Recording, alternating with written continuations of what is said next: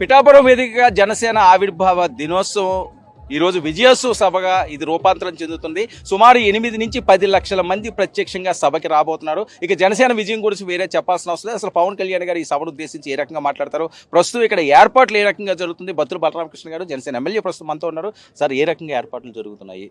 విజయోత్సవ సభ ఇది, ఆవిర్భావ సభ? ఖచ్చితంగా ఇది ఆవిర్భావ దినోత్సవం సభ. ఇది గత 11 ఏళ్లుగా ఎన్నో అవమానాలు, ఒత్తిళ్లు తట్టుకొని ఎన్నో ఇబ్బందులు, ఎన్నో దౌర్జన్యాలు చేస్తున్నప్పటికీ కూడా భరించి పోరాటాలు చేసి ఇప్పుడు అధికారం చేపట్టాం. ఖచ్చితంగా మాత్రం ఇది నా బూతు నా భవిష్యత్తు అనే విధంగా ఈ ఆవిర్భావ దినోత్సవం ఉండబోతుంది. సుమారు 10 లక్షల మందికి ఇక్కడ ఏర్పాట్లు చేసాం. 10 లక్షల మంది వస్తారని చెప్పి అంచనాతో ఉన్నాం. ఇక్కడ ఒక కుంభమేళాలను తలపించే విధంగా కూడా ఈ ఆవిర్భావ దినోత్సవం ఉండబోతుందని ఈ సందర్భం తెలియజేస్తాను. ముఖ్యంగా మా అధ్యక్షులు పవన్ కళ్యాణ్ గారు యువత కోసం, మహిళల కోసం, రాష్ట్ర అభివృద్ధి కోసం కూడా ప్రసంగిస్తారని చెప్పి భావిస్తున్నాం.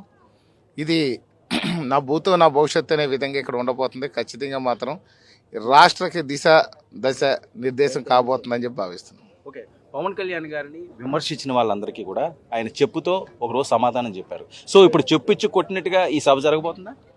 చెప్పించి కొట్టబోతుంది అనేది ఆల్రెడీ ప్రజలు ఆ చెప్పించి కొట్టిన రీతిలో మన ఎలక్షన్లో చూపించేశారు. మేము చెప్పించుకుని మరీ కొట్టక్కర్లేదు, దాన్ని ఆ కొట్టినట్టు భావించక్కర్లేదు. ప్రజలు చూపించారు. ప్రజలకు పడినటువంటి బాధలు, ప్రజలు పడినటువంటి కష్టాలు, ప్రజలు పడినటువంటి అవమానాలకి ప్రజలే చూపించేశారు వాళ్ళకి. కాబట్టి వాళ్ళకి ఏం చూపించక్కర్లేదు.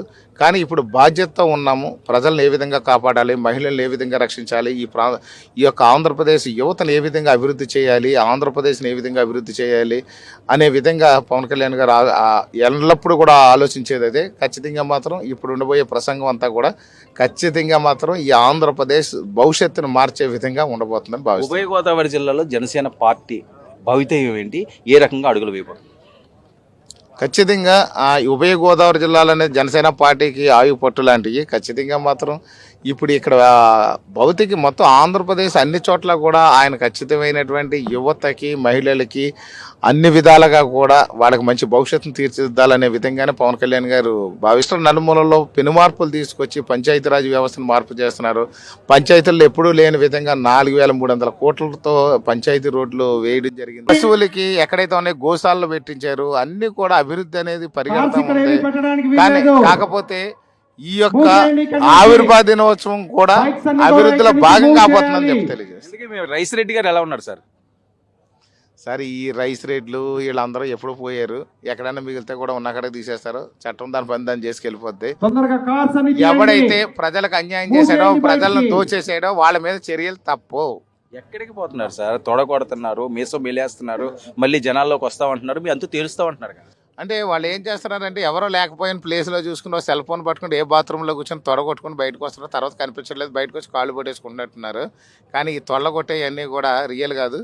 తొడ కొట్టితే మా నాయకుడు పవన్ కళ్యాణ్ గారు కొట్టాలి. ఒక్కసారి తొడగొడతాడంటే ఈ దుర్మార్గులందరూ ఉలిక్కిపడే విధంగా ఉంటుంది. అంతే తప్ప వాళ్ళు కొట్టుకునే తొడలో వాళ్ళ ప్లేస్ కానీ కొంచెం సైడ్ కానీ కొట్టుకుంటే వాళ్ళ జీవితం నాశనం అయిపోద్దని చెప్పండి. ద్వారంపూడి గారు ఏదైతే ద్వారంపూడి గారు సంబంధించి ఉన్నదో భీమ్లా నాయక్ ట్రీట్మెంట్ ఇప్పిస్తానో, రోడ్డు మీద బట్టలు ఓడదీసి చేస్తున్నారు. ఆ ట్రీట్మెంట్ ఉందా? మర్చిపోయారు.